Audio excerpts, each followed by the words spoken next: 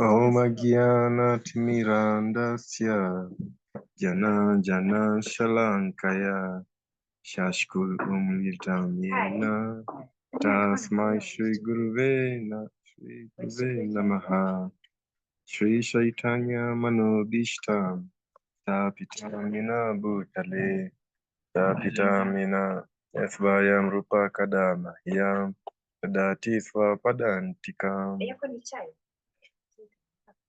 Vandeham Shri Guru Shri Yuttapadakamalam Shri Guru Vaisnavamscha Shri Rupam Sajagragatam Sahagana Raghuvandavitam Sajivam Sadvaitam Savadutam Parajina Sahitam Krishna Chaitanya Deva Shri Krishna Padan Shri Krishna Radha Krishna Padan Sahagana Alita Shri Visachakamscha.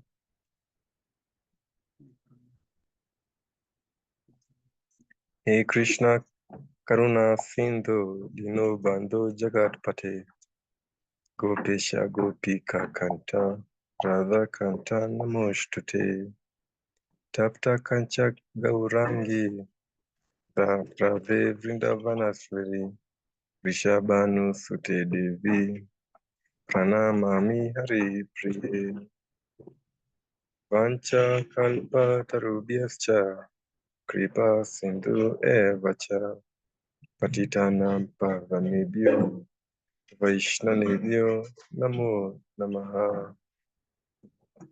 Shri Krishna Chaitanya Prabhu Nityananda Sri Advaita Gadadhara Srivasadi Gaura Bhakta Vrinda. Hare Krishna Krishna Krishna Hare Hare Hare Rama Rama Rama Hare Hare Hare Krishna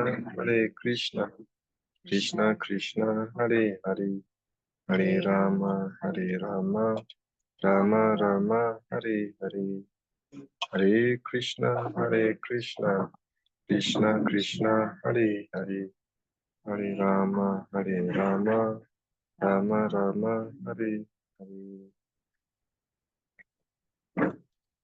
So welcome to today's discourse by Her Grace Ashwaruya Lila Mataji. She was just in and then she left briefly. So she'll be joining us in the next few minutes. Thank you, everyone. Prashat Madas for joining, and also the assembled devotees will see this recording later, maybe YouTube. And yeah, as we wait for Her Grace Ashwaruya Lila Mataji, we are continuing the discourse of Govardhan Hill Lila, a jewel of the Vrindavan, which is very important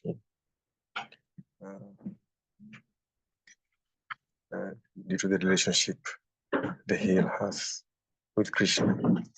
And it said the paraphernalia of Krishna are none different with Krishna, including also the Govardhan.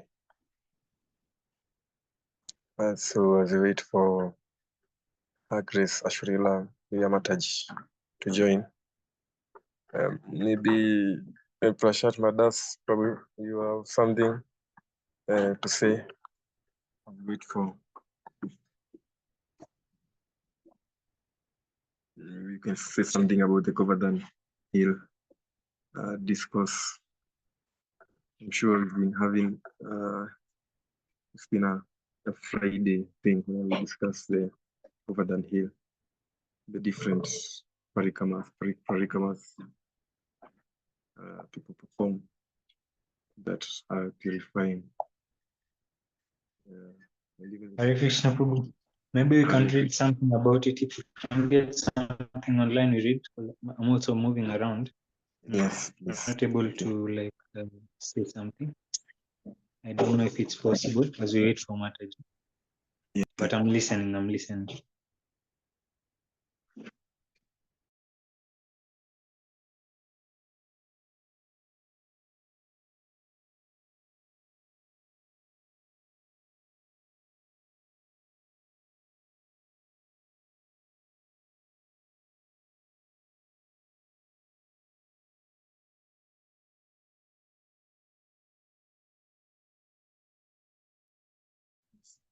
So Hare Krishna, Mataji.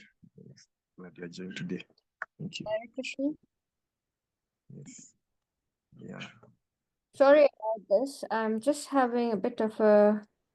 I'm just sorting out an issue. Be 1 minute. Okay, no problem. Um.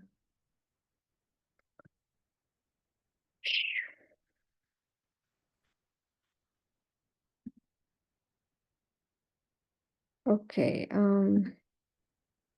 So can you now see just this the slide, right?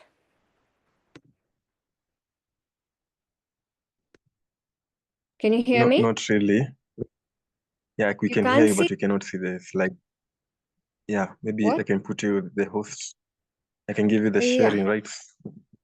Yes. Meeting settings.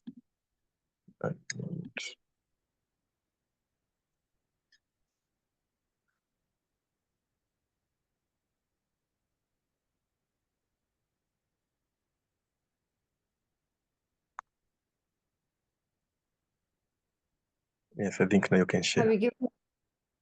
Okay. Yeah.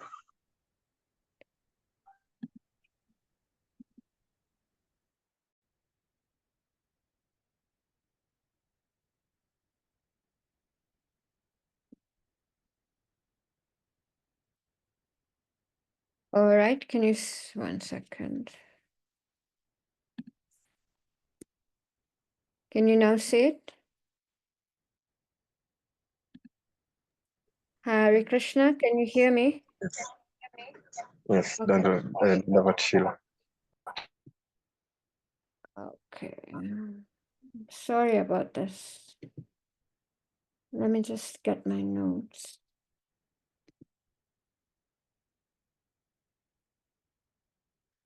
Okay. So, Hare Krishna, I'm sorry about this technical glitch. I was trying to do it in a way that the slideshow and the notes would be on the same screen, but I realized maybe I did something wrong, so I just had to just bring in another laptop with for my notes. Okay. Om Jnanatimirandhasya Jnananjana Salakaya Chakshurunmilitam Yena Tasmai Shri Guruve Namaha. Namaste Girirajaya Shri Govardhana Namine Ashesha Kleshana Shaya Paramananda Daine. Jai. Okay, so thank you very much for giving me this opportunity and welcome everyone. So last time, if you may remember, we were in this Jatipura area. We saw all these Mukharavinda, Vallabhacharya's Baitak place, and then this Dandvat Shila going round it 7 times is equal to doing Govardhan Parikrama. And also, if you go around it 7 times, all the offenses that you commit during the parikrama are washed off. And this is in Jatipura area. And that was around 20 on the map. So now between 20 all the way to 22, ahead of 4, go 20 to from 20 go to 4, and then 4 to 22 is actually a long stretch of walk. There are some temples, but the next pastime place as such is number 22, which is almost near Uddhav Kund. So as you can see, we're almost now ending the Govardhan Parikrama. So this section is called from Govardhan Town. Govardhan Town is this section between 6 and 5, and that looks like a bridge. That's Govardhan Town. So we cross Govardhan Town both times, on this side and on the other side of Govardhan Hill. So from Govardhan Town now we're approaching towards Radhakund, because 23 and 24 is Radhakund and Shyamkund. Okay, so this is between 6 and 22 is the area that we're going to speak on today. So again, we come to Govardhan town and we walk to the bazaar and shops.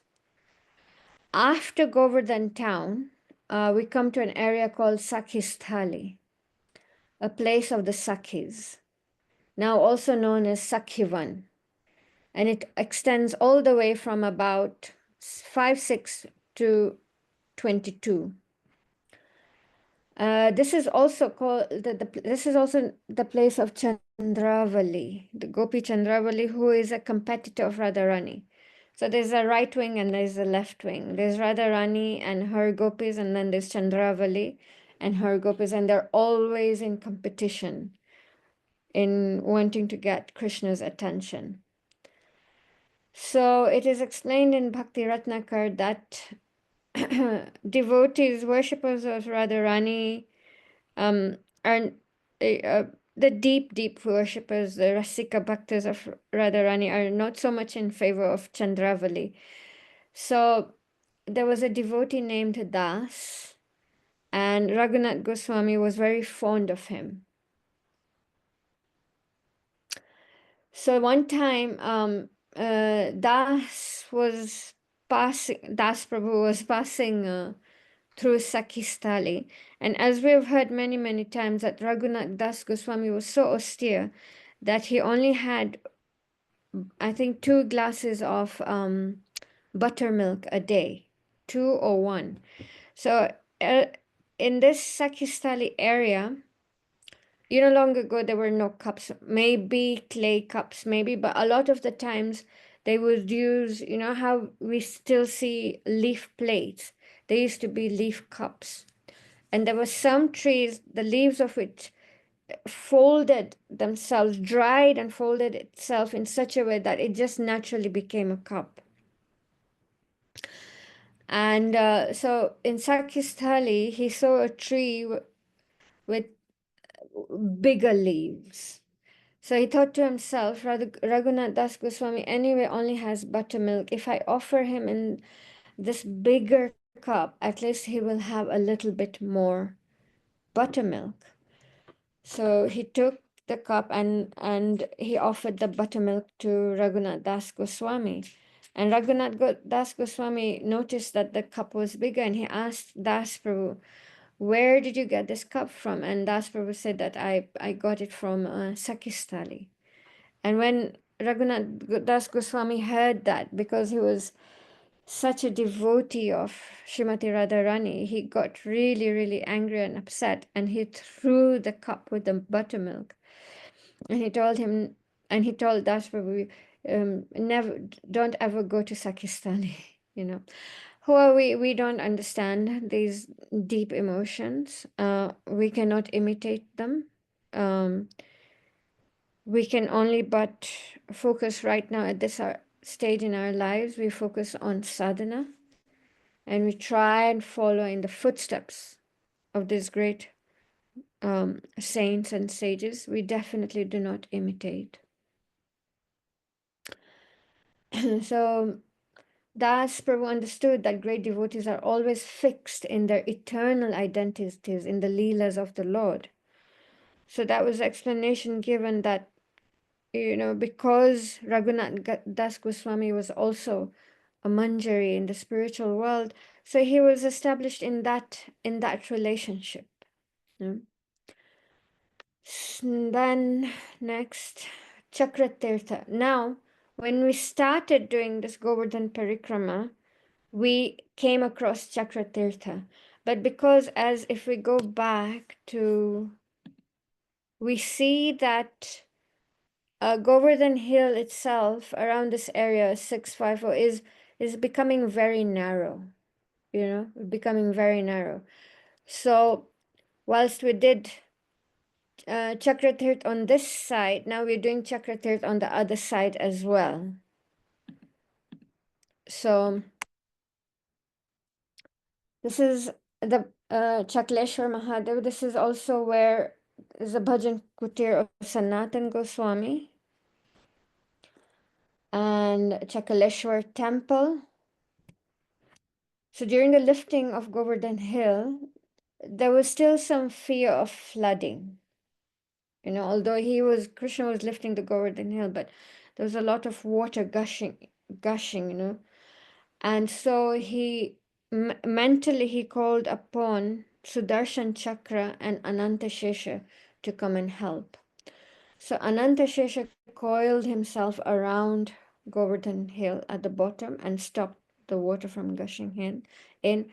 And Sudarshan Chakra hovered over the mountain with the strength of, it says, how many? 10 million suns. Hovered over Govardhan Hill with the strength of 10 million suns and dried up the water. So after the Govardhan Hill pastime, Sudarshan Chakra remained in Govardhan at this place, Chakaleshwar. So this is why this place is called Chakaleshwar. Sorry, this is why this place is called Chakra Tirtha. So this is where Sudarshan Chakra remained even after the pastime. And here we have the famous temple Chakaleshwar Mahadev, Shivaling, 5 lingas, as you can see the picture on the right, 5 lingas.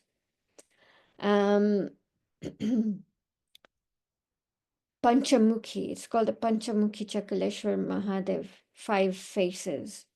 In the morning, on the left-hand side is how they are in the morning. Then in the evening, they're dressed up very nicely. So we've heard of this pastime before. Sanatan Goswami came here to do his bhajan, but he was being really disturbed by mosquitoes. It was really affecting his sleep. It was affecting his meditation, his bhajan. So one day he just decided, okay, you know, this place is not working for him. He's going to go somewhere else. So he packed his whatever little belongings he had, and he started leaving. And then Lord Shiva, in the form of a Brahmana, came to him and he said, Baba, don't go. And he said, no, I can't do my bhajan here properly because of mosquitoes, so I'm leaving. And then the Brahmana assured him that he won't get disturbed by mosquitoes ever again. And it is said to this day, there are no mosquitoes in that area. So Sanatan Goswami kept doing his bhajan there till the time he left his body. And we also heard of the pastime here, where up until very late in his age, Sanatan Goswami used to do a Govardhan Parikrama every day. So one day, Krishna, in the form of a simple cowherd boy, came to him and he said, Baba, now you're very old. You're frail, you have no energy. Don't do this parikrama anymore. You don't need to. And Sanatan Goswami said, no, I've taken a vow. I cannot break my vow. So the cowherd boy climbed on top of Govardhan Hill and came with a Shila, and he stood on the Shila playing his flute. And so while he was playing his flute, a cow was attracted to the sound of the flute, and the cow stepped on the Shila as well. So in that Shila was the footprint of Krishna, of a cow, and the flute. So Sanatan Goswami was very happy, and for the rest of his time, actually Krishna gave him darshan as well. And Sanatan Goswami, you know, in full ecstasy, offered his obeisances with tears in his eyes. And from that day onwards, he would just circumambulate around that Shila. The Shila is still at the Radha Damodar temple. If you request them, they uncover the Shila and they allow you to take darshan of the Shila. Then next, okay, so this is Sanatan Goswami Bhajan Kutir at Chakratirth.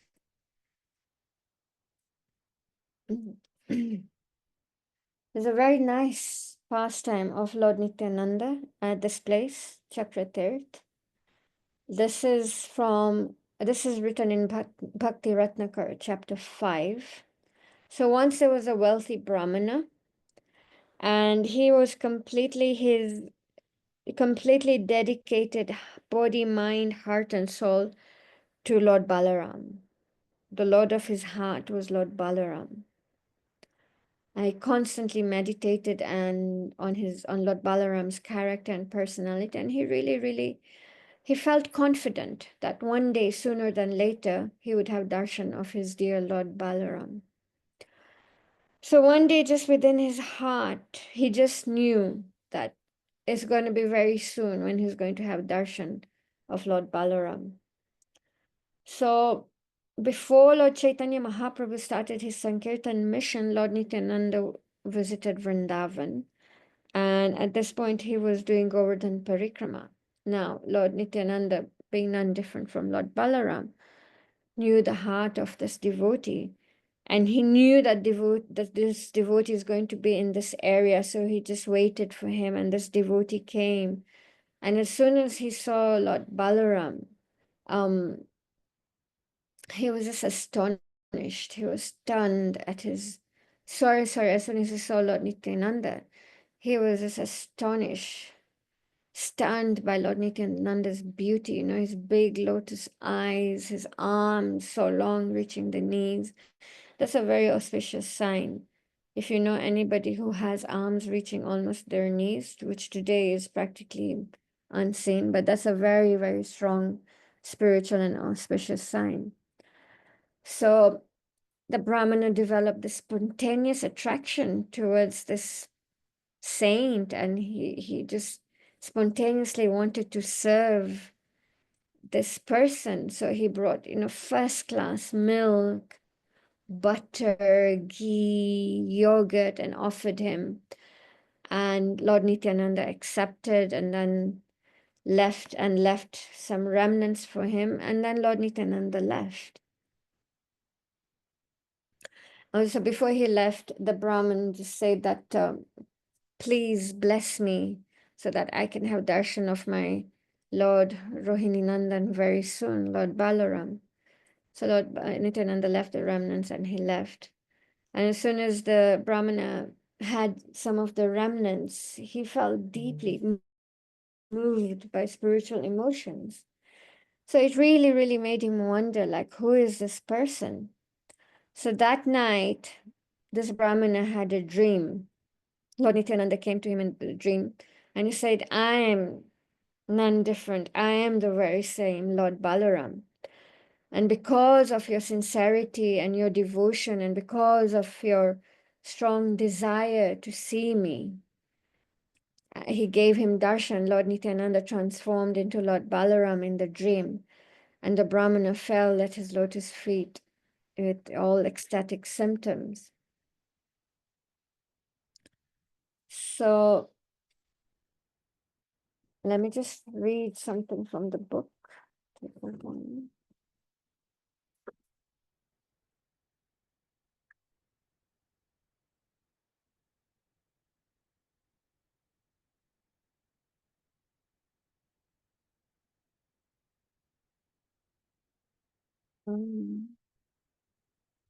Okay, so then his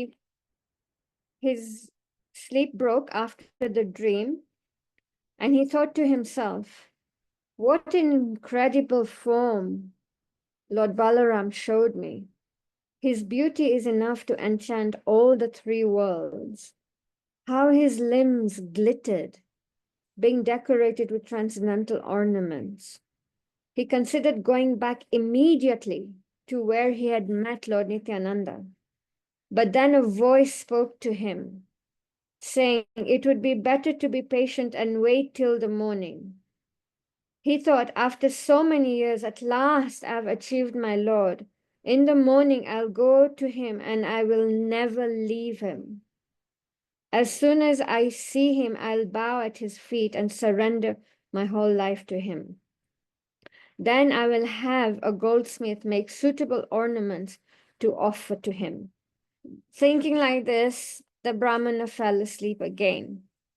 Then he had a second dream. Again, Lord Baladev appeared to him, And this time, Lord Baladev was decorated in so much gold ornaments.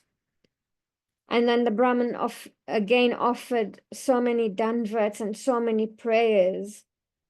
And then the Lord disappeared, and the Brahmana woke up in the morning and immediately went to that place where he had met Lord Nityananda the day before, and Lord Nityananda was there. So then the Lord Nityananda gently took his hand and he explained him the transcendental and confidential truths about Sankirtan Yagya. And then the Brahman asked him, who in the dream we had worn all this golden jewelry, who gave you this? Because this was my desire to offer you this jewelry. And Lord Nityananda said, don't worry about that. That will happen another time. But because the Lord just wanted to fulfill his desire, he took a Sheila from the hill and he said, you can get this covered in gold and make it into a pendant and I'll wear it around my neck. So that Brahmana was very happy and he got that done. And Lord Nityananda used to wear that around his neck, which later Lord Nityananda then gave to his son Virabhadra, and Virabhadra then gave it to Srinivas Acharya. So,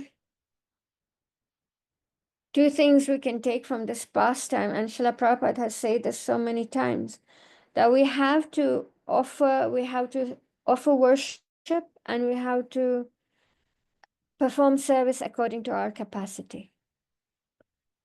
This is very important. And this is what, how I think there is a saying in Christianity, I used to hear it a lot when I was a kid. The Lord doesn't see what you're giving, but the whole Lord is seeing what you're holding back with your other hand. So whatever you can afford, whatever your capacity is, if you can afford a lot, if you can offer gold and silver, then by all means, that's your capacity. But if you cannot, you can just offer water and a tulsi leaves, and that is fine also. The Lord accepts the devotion. The Lord is only hungry after our love and devotion. But the honor lies on us to give as much as we can. And there's nothing wrong with that at all. And then a second lesson, and this wonderful verse is from Srimad Bhagavatam 10:14-8. Tatenu kampam su samikshamano bhunjana evatma kritam vipakam ridva vipur bhir vidadam namaste jivatayo mukti pade sadaya bhak.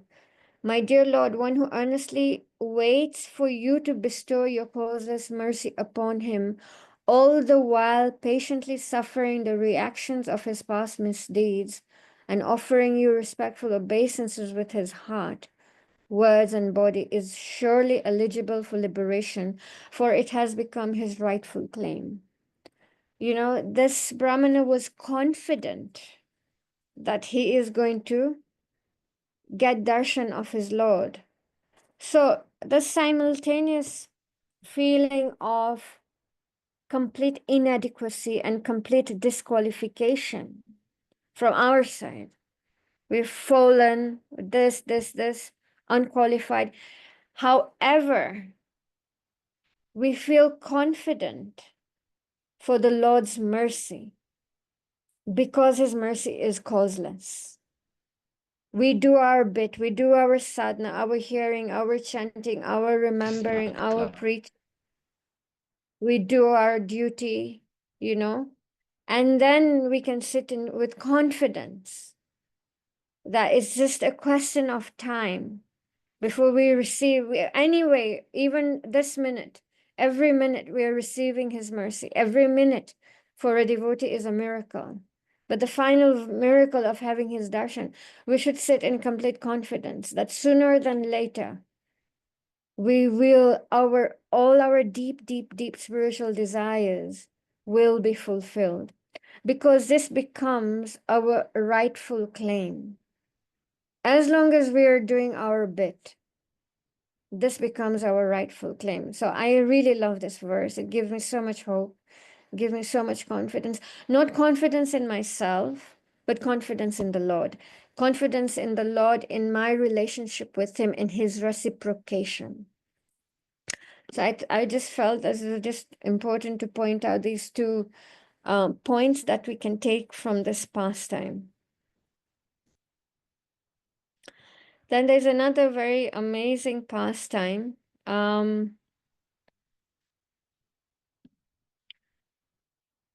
This is also the area where Lord Nityananda met Abhiram Thakur. Now it's very interesting. I've come across this actually the first time.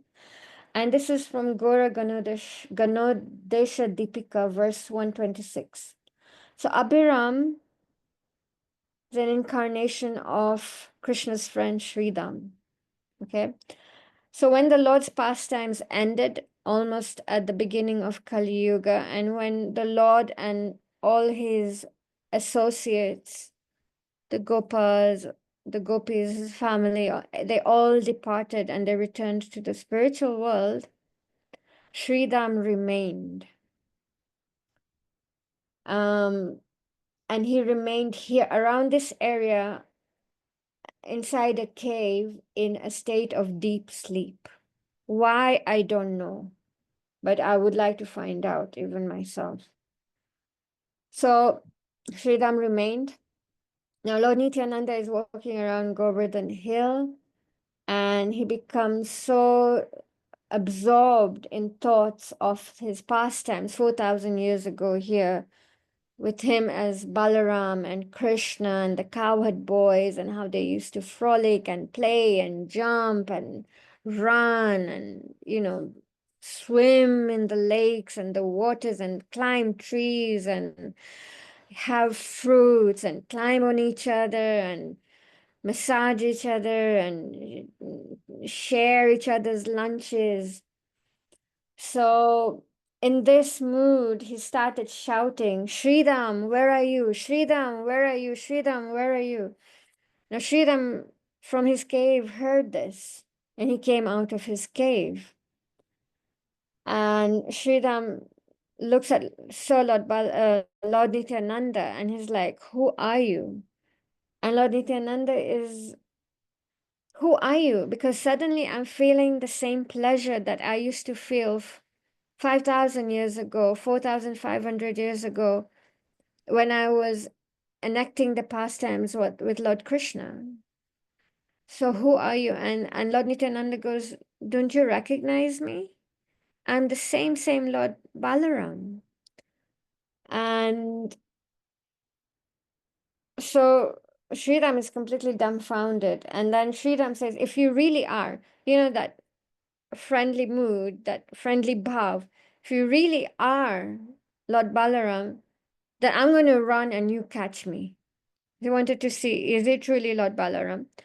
So he started running. He ran around the whole of Govardhan Hill one time. And that time, Govardhan Hill, the diameter, no, the whole round was not 23 kilometers. It was a lot more. And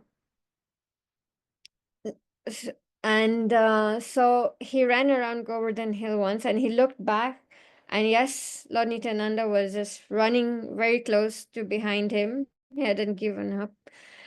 Sridham ran Govardhan Hill a second time, and he turns around, and Lord Nityananda is still behind him.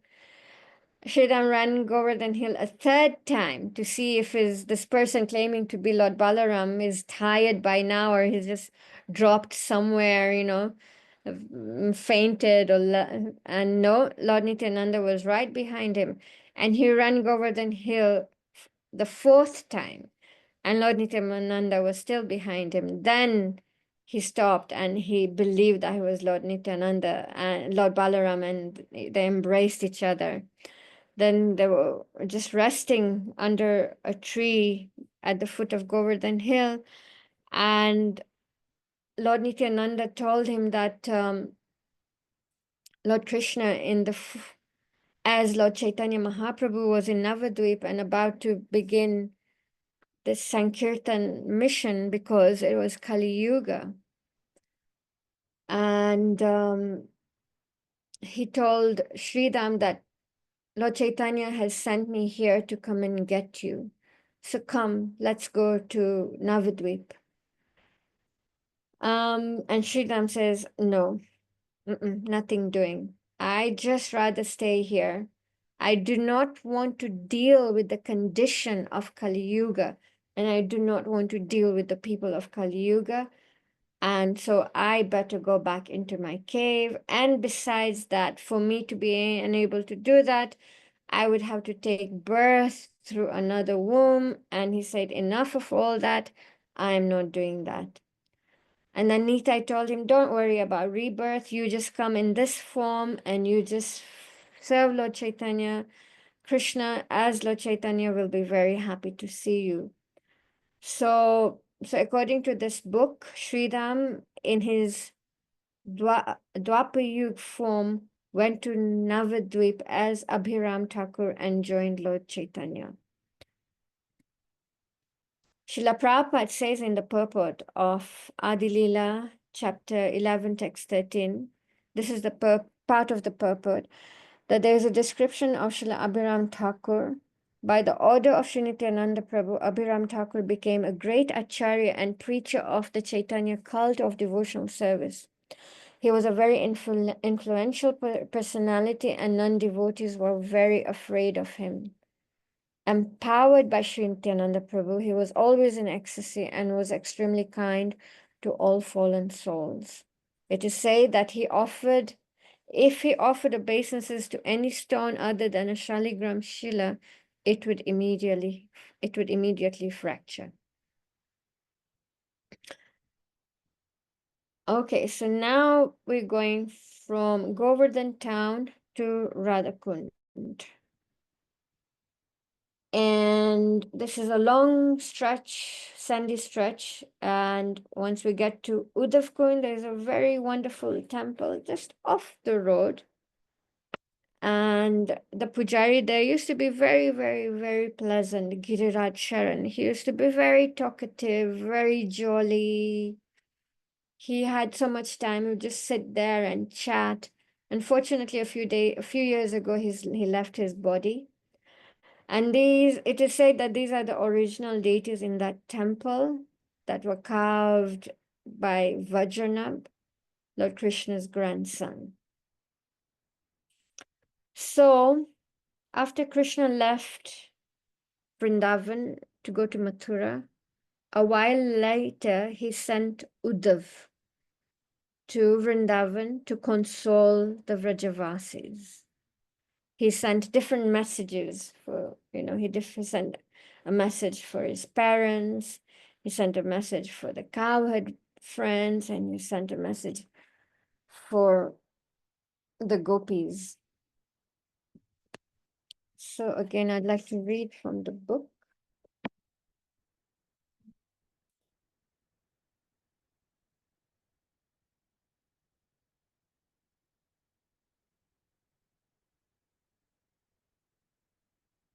Okay, so when Uddhav reached Vrindavan, he met the gopis and delivered Krishna's message to them. The Lord said, "O girl, meaning Srimati Radharani, devoured by the sufferings in your heart, O girl, now rolling about on the ground in the forest where we once enjoyed pastimes. Soon I will suddenly and unexpectedly walk on the pathway of your eyes, the flute placed to my mouth and my limbs decorated with designs drawn in mineral colors. With waves of bliss, I will wash away all your sufferings.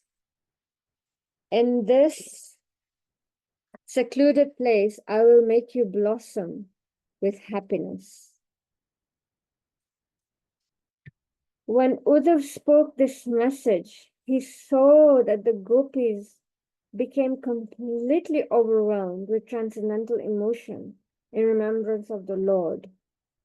And this way he understood that they were the most exalted devotees.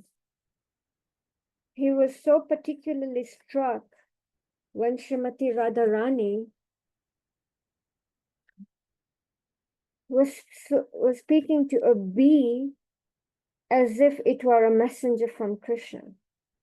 I mean, so lost in separation from Krishna, so out of body and mind, and so that she's actually talking to a bumblebee. So first, she chastises the bumblebee. Oh, honeybee, oh, friend of a cheetah, don't touch my feet with your whiskers, which are smeared with the kumkum that rubbed onto Krishna's garland. Let Krishna satisfy the women of Mathura. One who sends a message like you will certainly be ridiculed in the Yadu's assembly.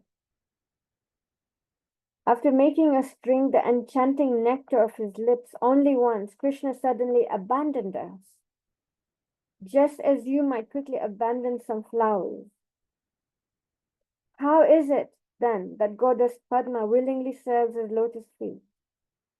Alas, the answer must certainly be that her mind has been stolen away by his deceitful words. So this way, there's so much pain and the suffering, that she's conversing with this bumblebee after so much pain, feeling so much pain and separation. And then, so now when he's about to leave for Mathura and he just sees the state of the gopis, it was literally the living dead.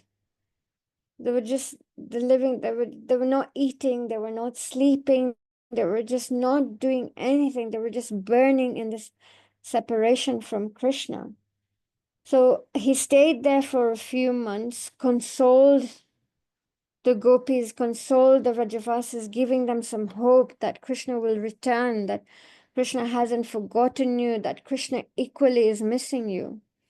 And after a few months, he was returning to Mathura. And on his way there, he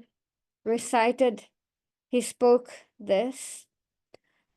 Asaham aha charan renu risham aham shyam vrindavane kim api gulma latau sadhinam ya dushtyajam swajanam aryapatham chahitva bhajur mukunda padavim shrutibir vimragyam. The gopis of Vrindavan have given up the association of their husbands, sons, and other family members who are very difficult to give up. And they have forsaken the path of chastity to take shelter of the lotus feet of Mukunda Krishna, which one should search for by Vedic knowledge. Or let me be fortunate enough to be one of the bushes, creepers, or hubs in Vrindavan, because the gopis trampled them and blessed them with the dust of their lotus feet. We can give up everything. I feel we can even give up money. We can give up status. We can give up beauty. We can give up education. But to give up this attachment to family, my mother, my brother, my sister, my son, is very difficult.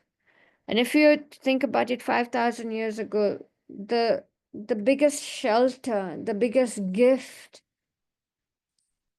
the biggest social custom that the gopis hung on to was their chastity. In those days, women were never seen anywhere they were not supposed to be seen. Women were never seen anywhere with whom they were not supposed to be seen. They were never outside the house from the evening, from 6 o'clock, even earlier. They were indoors. This is the biggest thing a woman had back in the days, was her chastity. And to think, I mean, today, what does it mean? It means nothing. But to think that in that day, as soon as Krishna played his flute, they just dropped everything and they went to Krishna in the dead of night. And the point is that we will have to surrender to that degree as well. We will have to give up every inch of ourselves, every centimeter, every thing of ourselves, the thing that the most dear, the most valuable. Forget money. Money doesn't come anywhere close to what chastity meant for these gopis. It's nothing. But only when we're ready to give up even that, you know, that thing that's even covering us, that's holding us, you know, we all have to come to that stage. We all have to come to that stage. Anyway, so this was his prayer after staying in Vrindavan for a few months and just observing the gopis. And it is said here in Uddhav Kund, he is all the creepers, the shrubs, the vines, they represent Uddhav. So this is Uddhav Kund, very nice, also very nicely maintained. So this temple, where we show the deities that are established by Vajranabh, that's the temple. And right behind it, just right behind it, is this Uddhav Kund. So if you can see that little metal door right at the corner, so that's a temple. You take darshan and you come out of that, and this is Uddhav Kund. Nicely maintained. The deities are nice. The pujaris are nice. So another nice pastime. Oh, it's almost time. Okay, so I'll just finish up here, then I'll stop. Or maybe I should stop now because it's almost time. Bhakta Muka, tell me what to do. This might take another maybe 10 minutes. So I can stop here or I can continue, whatever you tell me to do. I think you can continue. It's really nice. You can continue Thank because you. you have like 15. Yeah. So place now, when Krishna left, the queens of Dwarka were still on the planet. And they were in Vrindavan. They were staying with Vajranabh in his palace. And just dying, suffering, torturous situation, the separation from Krishna. But they noticed one wife of Krishna, Kalindi, was not disturbed at all, but rather she was always in transcendental ecstasy. So one time the other wives approached her and begged her to tell them her secret. And this is so important. Please pay here with attention. And she said that Srimati Radharani is practically the life and soul of Krishna, of our beloved husband Krishna.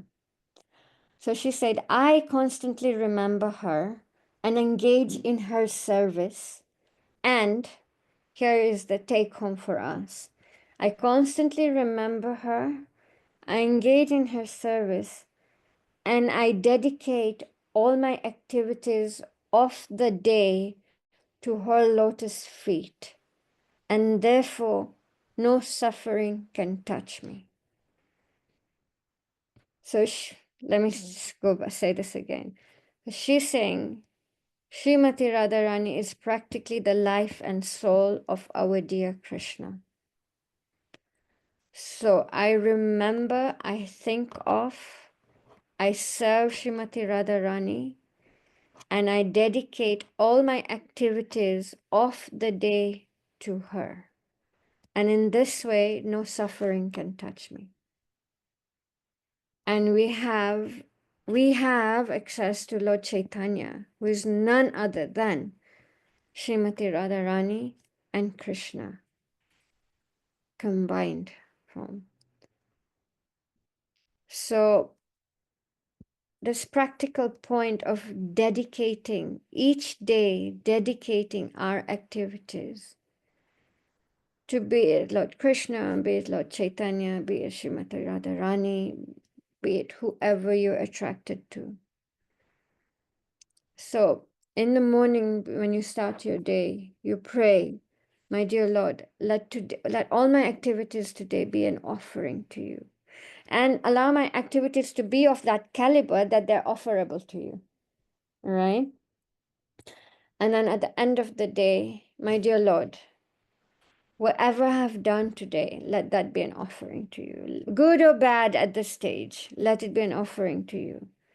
But step by step, let my activities even be purified, so that ultimately it's the most beautiful offering to you. So I thought this was just a wonderful, wonderful point. So then she told them that you have the same connection with Srimati Radharani. In fact, some of you are expansions of Srimati Radharani, but you have forgotten, and hence you're suffering so much. Then she told them that a similar thing happened when Krishna left Vrindavan, and the gopis immersed in immense suffering. And at that time, Uddhav came and consoled them. So she said, so if you can get the association of Uddhav, you will also be able to rise above the suffering and become absorbed in the happiness of eternal pastimes with our beloved Lord Shri Krishna. So they all came here and they performed Sankirtan and they glorified Krishna. And from the Kripas emerged Uddhav, and he came and he instructed the queens. Also, there's okay, I'll skip the reading. Maybe I'll do that next time. And he instructed the queens about the importance of hearing and reading Srimad Bhagavatam. And he said that Krishna manifests in Srimad Bhagavatam. He said even one verse, then he said not even half a verse of Srimad Bhagavatam you read, and Krishna and Srimati Radharani manifest there. The Lord will appear there with the gopis. So then he took everyone to Kusum Sarovar, which is now just beside Uddhav Kund on the other side. And there he recited the Srimad Bhagavatam for a whole month to all the 16,108 queens of Krishna. And it is said that after that, all the queens left for Golok Vrindavan as well. There's some important, nice readings, which I can do next week, which will just elaborate on this pastime.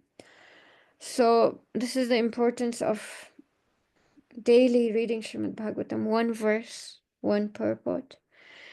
And I think just the biggest take home is that if we dedicate all our activities, start, whatever the quality of our activities right now, but pray that as we mature in our Krishna consciousness, the quality of our activities will become more and more offerable, and to have this confidence in Krishna that sooner than later we will have his darshan, our deepest spiritual desires will be fulfilled, and to serve the Lord according to our capacity, not hold back. So I'll stop here. Sorry, went a little bit over time. But thank you very much. If there are any quick questions, comments, any rectifications, corrections, here. Yes, Hare Krishna Mataji, thank you so much for that very great, beautiful discourse today. Govardhan Hiradil. I don't know whether there is any comments, but before maybe I can open up. Thank you so much for even there are some more devotees for the time. Thank you. Yeah, we never felt like the time was moving. So much great nectar, and yeah, Thank you so much for this. That's, Mm. I don't know whether there is any comment from devotees. I think we can end the session then. It's a bit, Hare Krishna Mataji. hard. Please accept my humble obeisances and all glories to Srila Prabhupada. There's something you mentioned when you were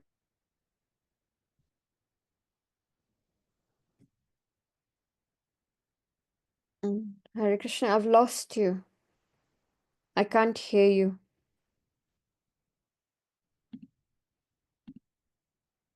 Can you hear me? Hare Krishna. Yes. Hare Krishna. Hare Krishna. Sorry, I Hare lost you. Thank you. Oh yeah, I was saying when you had started the class, you'd mentioned something about Raghunath Das being very austere. It made me think about how when someone tries to be austere and follow the rules, it's being termed as fanaticism or something. Is it really bad, or fanaticism grow?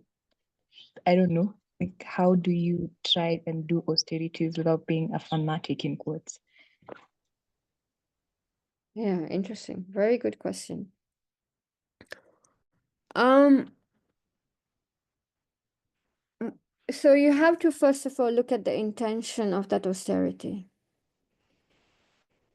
You have to really question yourself, what is your real intention for this austerity? How much of it is maybe for a little bit of name, fame, glory to be seen? And that's okay. That's okay. We're all human beings. We all want to be seen. And how much of it is really to advance in your Krishna consciousness? So in Nectar of Instruction, it's given Niyam Agraha and Niyam Agraha. Niyam Agraha is following the rules and regulations for the sake of following, without actually having a deep understanding. Just, when you become attached to the austerity and lose sight of the goal behind the austerity. So you always have to keep that in mind. Okay, why am I doing this? Why am I waking up at 2:30? Why am I, maybe eating one meal a day? Is it to lose weight, or is it so that I have more time to chant? Right? And then one thing I've always heard is that with yourself, be strict, maintain good standards, be progressive, be austere. But when it comes to other people, then be compassionate and be gentle. When you're performing an austerity, don't try and lord that onto other devotees. Oh, Prabhu, do you know for the past 3 months, I have been waking up at 1:30, Prabhu, and I'm chanting 64 rounds. Have you considered doing that? Or do not do it that way. You keep it silent. You do it quietly. That's between you and Krishna. And it becomes, when you start feeling that it's becoming dry and it's not bringing you closer to the devotees, it's not developing the devotional qualities in you of compassion, mercy, truthfulness, but it's making you very dry and hard, then you judge, and then you're doing more than you can. You're doing it prematurely, right? So the closest example I can give is Mataji Prabhu. He wakes up at 1:30 and he's chanting, really, I don't know, something like 100+ rounds, okay? But you will never hear it from his mouth. And he's so ready for that level of austerity that he won't even miss a day. No matter if he's ill, just recently, I think he had dengue fever. And I think in India, he missed 1 or 2 days. you know, so but I've known Umapati Prabhu since the 80s. It was step by step, from 16 to 24 to 28 to 30 to 32 to do over these number of years.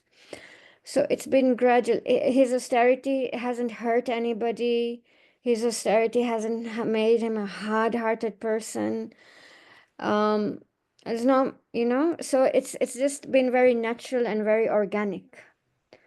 So all these things, you know, it has to be natural. You have to be ready for it. Yes, you push yourself a little bit. Don't push it onto other people. What is your intention? And then the biggest thing is whenever you try and do something in life that's out of your comfort zone, there will be criticism. Whether you do good or you do bad, there will be criticism. So don't get too affected by criticism, especially when you're trying to do something different, something more, something higher, something better. There's so much envy. People will, oh, no, you know, as long as it is in line with what Srila Prabhupada has given us, as long as you're not giving up your services and saying, oh, Prabhu, you know, Mahapati Prabhu never gave up his services, ever. He was a temple president. And even back then, he was chanting 48, 52 rounds, but not at the cost of his services. So, you know, it's just balanced, it's organic, it's natural, it's pleasing your heart. You get this feeling that by doing this austerity, you're pleasing Krishna, you're pleasing the Vaishnavas, then it's okay. And criticism will always be there. Don't worry about that. So I don't know if I've answered your question. Yes, you have, Mataji. Thank you so much. Hare Krishna. Okay, Hare Krishna. Thank you. Well, thank you so much for that beautiful question, Indu Mataji, and really a beautiful answer. But just as Her Grace Ashwarila Mataji just told us about Srivasa Muni, who was Nityananda as Balaram's friend, and he woke up and he could not want to come to Ali Yuga because of really it was so bad until he was told, hey, you have to come to Chelo Chaitanya and help that he could come. And now we really have to perform some austerities also because now we are here in Kali Yuga. We are so really. So, thank you so much for even the analogy with his Grace Mahapati Prabhuji. Wow. Yeah. Thank you. Thank you. If there's no any other question or comment, I can request Prashatma. Thank you for sticking with us to kindly end the session. Hare Krishna. Thank you. Hare Krishna. Hare Krishna. Hare Krishna. Ashwaruya, Lila, Mataji, please accept my humble obeisances. All the devotees in the call, please also accept my humble obeisance. Thank you for the wonderful Nectarian pastime. You always have something to take home from your from your wonderful lectures. We've heard today about something extra about how Ananta Shish came and prevented the Vrindavan area from flooding, and how Sudarshan Chakra actually kept it dry. That was something out of something new we learned today. So thank you so much, and for everything else that you mentioned to help us in our sadhana, helping us to remember Krishna, pastimes of Lord Nityananda as well. So much to take home. So thank you so much, Mataji. It's always a pleasure. I'd request all the devotees assembled on the call, please let's appreciate Mataji by chanting the Hare Krishna mantra once for her glorification. Please let's chant Hare Krishna, Hare Krishna, Krishna Krishna, Hare Hare, Krishna, Hare Hare Ram, Ram, Hare Hare Vancha Kalpatarubhyascha Vancha Kripa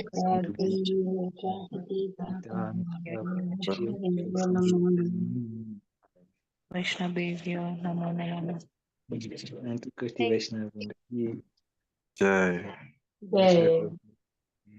Thank you very much. Jai. Haribo. Hare